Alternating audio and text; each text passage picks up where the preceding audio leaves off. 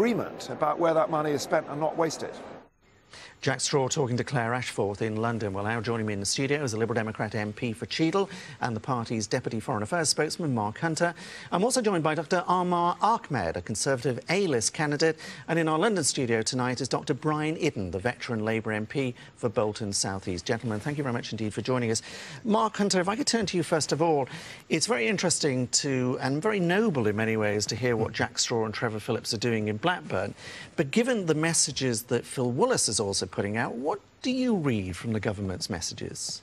Well, you might say it's very noble. I think my reaction would be, and it's about time too. I mean, let's not forget that we have had a Labour government for 10 years, and it seems to me it's not exactly a startling revelation that the gap between the haves and the have-nots, which is how I'd sum up what Jack Straw was talking about, is growing ever wider.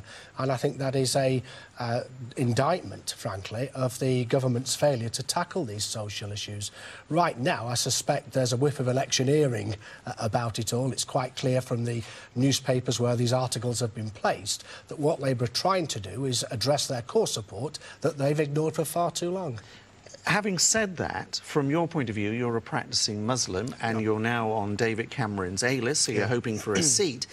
Do you accept that sometimes the voice of the white working class is not being heard? Oh, absolutely, and we've been saying this for years. We being? Muslims and Conservatives. But every time we've tried to speak about it, we've been silenced by Liberals, Liberal Democrats and Labour by cries of racism. It's not been politically correct to talk about those kind of things. But let's get it very clear.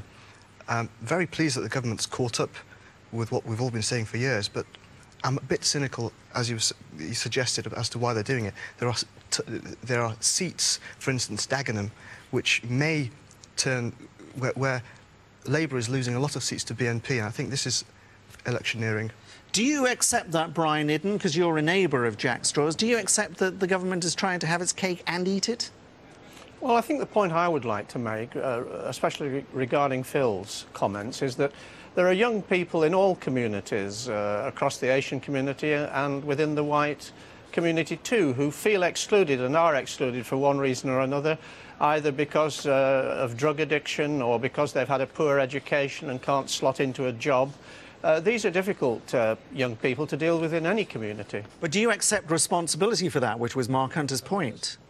Well, we lost a few generations under the previous lot, you know, and it's going to take a long time to recover what Margaret Thatcher and the successive Conservative Prime Ministers did to our council estates and our towns and cities in general, with all the unemployment that brought, and we're trying to recover from that, and I think we're doing quite well, actually. It's very interesting, isn't it, after 10 years to hear a Labour spokesman still blame you lot? Yeah, well, I mean, that's all they can say every time they can't say anything else. But, you know, they've had 10 years, we've been telling them, the Muslims have been telling them as well, but they just haven't listened. And they've been taking the votes of Muslims in these areas for granted. But one of the issues in some of the areas where, for example, the BNP have been strong, and you mentioned in London, but also in the North West as well, has been the fact that very often the Conservative Party hasn't been fielding candidates. Traditionally, that voice, that viewpoint, went into the Conservatives. It's very hard for that viewpoint to go into Conservatives when you're trying to now be so inclusive and look and feel different, isn't it? Well, I think what we're trying to do and what we've done over the past few years, since William Hague, in fact, is build a very centrist Conservative Party which is inclusive to all. I've felt very at home with the Conservative Party, and it's a natural home for Muslims and for, you know, hard-working individuals in this country who want to be part of British society. But sometimes the opinions within the right wing of the Conservative Party would presumably have not made you comfortable. That's a long time ago, and, you know, You're shaking your head, Mark Hunter. I've dallied in different parties, and I can tell you very clearly that both the Liberal Democrats and Labour have their fair share of very extreme right-wing people.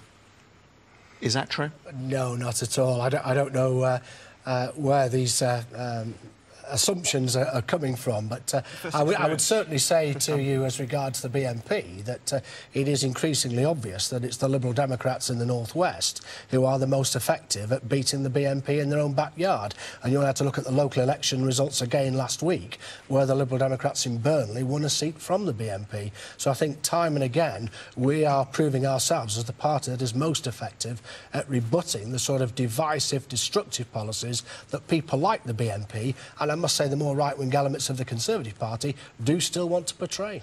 Brian Eden, is this also partly about Jack Straw trying to get back into perhaps a Gordon Brown government? Because there was that criticism, of course, that he may be too reliant, the Americans thought, on the Muslim vote in Blackburn.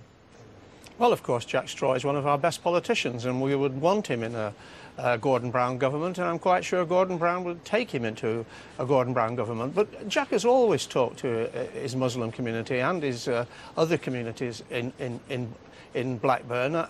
Jack goes out on a soapbox on Saturdays very regularly and talks to the crowds in Blackburn. He's very well respected in all the communities, in my opinion. Well, let's leave it there for a moment. Gentlemen, for the moment, thank you very much. We're going to come back and talk about this and other issues after this short break. Don't go away.